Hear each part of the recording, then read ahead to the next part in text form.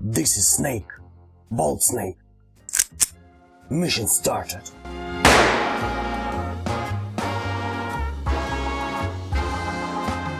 Metal Gear Solid Master Collection is a remaster of 3 Metal Gear games for modern consoles for $60 that is not worth its price. And thanks God for that. But first things first, the Metal Gear series is the progenitor of stealth games created by Hideo Kojima. The most hyped game designer who only made Metal Gear and Death Stranding. And some pixel games, but you probably don't know those. The gist is that you play as a soldier who has to infiltrate a heavily guarded facility to save the world. And that is the main story of all 3 games. But let's talk about the individual parts first, and then I'll explain where we got screwed. In the first part we play as Solid Snake, a super cool soldier who has become a legend, who has to sneak into a heavily guarded base that has been taken over by the terrorists. And inside base are nuclear weapons and a certain Metal Gear, a walking tank that can shoot nuclear missiles. You must stop the terrorists, free the living hostages and prevent the launch of the nuclear missiles. You may notice that graphics are a bit old. Maybe because anti-aliasing is weak, or the texture resolution, or maybe because it's PS1 game, and Konami haven't changed graphics at all. And yes, that's right, it's a PS1 game, but don't be so quick to skip it. First of all, it's one of the best games on the PS1, and secondly, it's a great movie. The thing is that Kojima has written every character and every scene very well, and if you watch any cutscene, you'll understand that it is a masterpiece of directing. Camera movements, character movements and voice acting are all at the sky-high level. Even considering that the characters are pixelated and we can't see their emotions, believe me, in the scene where the scientist will cry, you will shed a stinging tear. Even considering that there will be close-ups of faces that don't exist. It is just some pixel mess. And if you still think that all graphics can prevent you from feeling that direction, compare this dialogue from a PS1 game.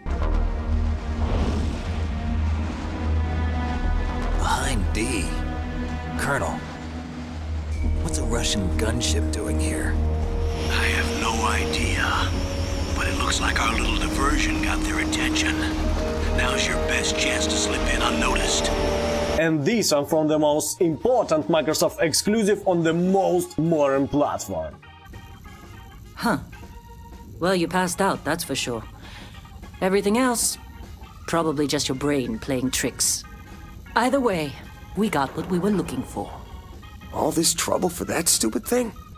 I never stop kicking stuff here. So what about the gameplay? The first 3 parts included in the collection are made in some kind of isometric style. Even though I hate isometrics, this is one of the examples where it doesn't get in the way. Especially since there is a radar that helps a lot with the passage. Because it can be really problematic when there is a guard in front of you, but you just can't see him because he's a little bit further than the visibility of the camera. About the controls, you can run and crawl. Still, I don't understand why there is no possibility to crouch, but okay. In melee you can fight, and in range you can shoot. And since this is a stealth game, it is very important to remember that you're not a Rambo, and therefore stealth is important. You cannot just go ahead and kill everyone inside. Although there will be episodes of the action in the game, where you have to break through with the fight. Another thing I like is that Kojima has made this game very diverse. It is not a game where creators created a core mechanic, and you need to always do the same thing. For example, there are sections where you have to shoot a guided missile that flies around the room,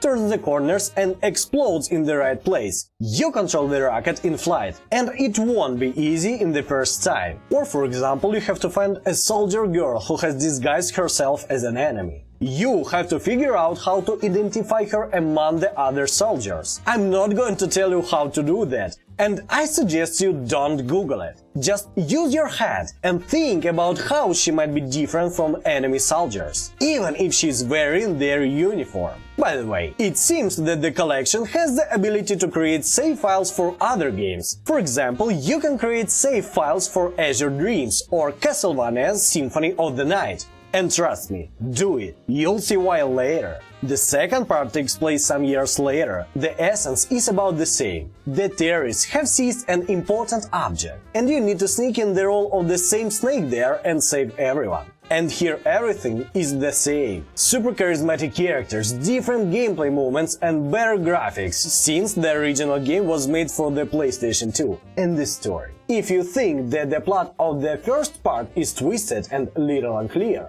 oh, guys, get ready for part 2. And then get ready to watch videos on YouTube about what the second Metal Gear Solid was about, because you probably won't understand the ending. Get me right, 95% of the game will be logical and clear, and then at the very end you just say, "What the fuck? What did he say? I understand nothing." But very interesting. And if you want to write me an angry comment, don't do it. I deliberately made the mistake of telling you about the second part. Leave that important spoiler for newcomers. They won't be expecting it and they'll love it. Because if you look at the trailers that were released back then, you'll see that Kojima fooled everyone, and everyone was shocked to learn the truth. And if anyone of those who played the game didn't understand, I'm talking about, Jack the Ripper.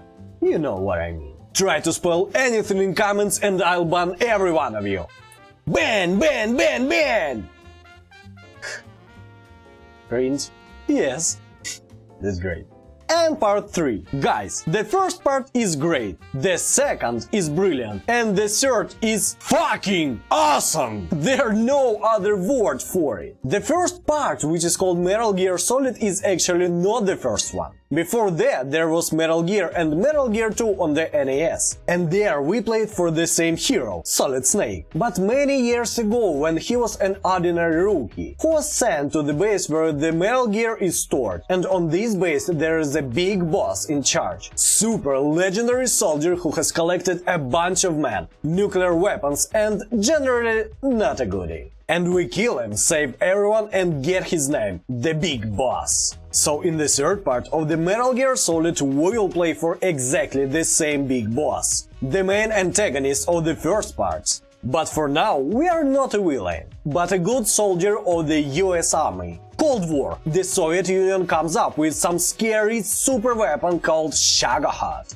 It's like the ancestor of Metal Gear, and our hero is sent to rescue the Soviet scientists who invented the Shagohod from a top-secret base. And first, it all takes place in Siberia. And you know, Siberia is kind of like Alaska. I don't know how Kojima could be so well versed in history, so ingenious in weaving different characters into it, and so meticulous in his games, and still make Siberia a jungle with crocodiles. Again, imagine that Alaska is a tropical jungle with crocodiles. Imagine? And I can't. But Kojima can. So much so that he made a whole game about it. But that's bullshit, because the gameplay and the story of the game are awesome, phenomenal, crazy. You can't get that kind of dialogue, drama and story anywhere else. And the music. Oh, just so you know, the main theme, Snake Eater, has been on my playlist for a few years now. I like it so much that I even seen it drunk at karaoke sometimes. By the way, very important disclaimer, alcohol is very bad for your health. So better take heroin. And trust me, if you cried over the previous parts, you'll just sob here. In terms of gameplay, the game is very similar to the first parts, only much improved. First of all, the camera moves behind the character. Second, now you have to survive, get food and different medicines that treat different wounds. And also, now you have many sets of different disguises that you will constantly change, so you would remain as invisible as possible on different surfaces. And the gameplay will be changing all the time. There will be tons of exciting scenes like the car chases, sniper duels and adventures in a parallel world. Well, sort of. It's not completely clear about the parallel world. Anyway, despite the age of these games, trust me, they're awesome. I just love the Metal Gear series. Except for the fifth one. And I highly recommend that you play them. And about why we got screwed. Look, they remastered the games, but the thing is that they didn't change anything. Nothing at all. You don't understand, like, nothing. Nothing. I mean, look, for example. Now I've changed my hairstyle more than they changed the games. And the most insulting thing to me is that my favorite console is the Switch, and the game looks worse on it than it did on the PS3. Konami, are you crazy? How it can be so bad? On PS5 and Xbox Series the game is in full HD, but on the Switch in HD. Why is that? You guys are really sick. Even on emulators you can run it on 4K now. And emulators were made by some kids on the backyard with a budget of 2 sandwiches and the 4 cups of coffee. You took those games and put them on new consoles and managed to make them worse? How you could do that? But that's one way of looking at it. And the other, thank God they didn't change the gameplay. I'm afraid that wherever they did, it would just be worse. For example, there was a remake of the first Metal Gear Solid on the GameCube, and everything in it was good. Graphics from the PS2, new controls, everything. But I didn't like it. Like, there were no bad changes, but it's still worse than the original. So Konami, for graphics you're assholes. But for not touching the gameplay, good job.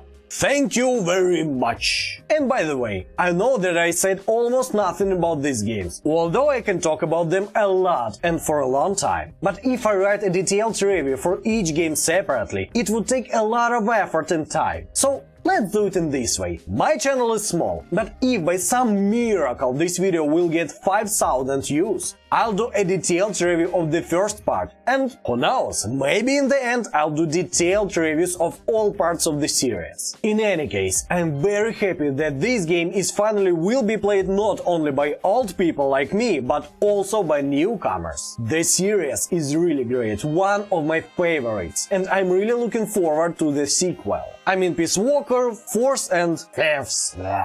And remember, if you need to hide somewhere, use boxes.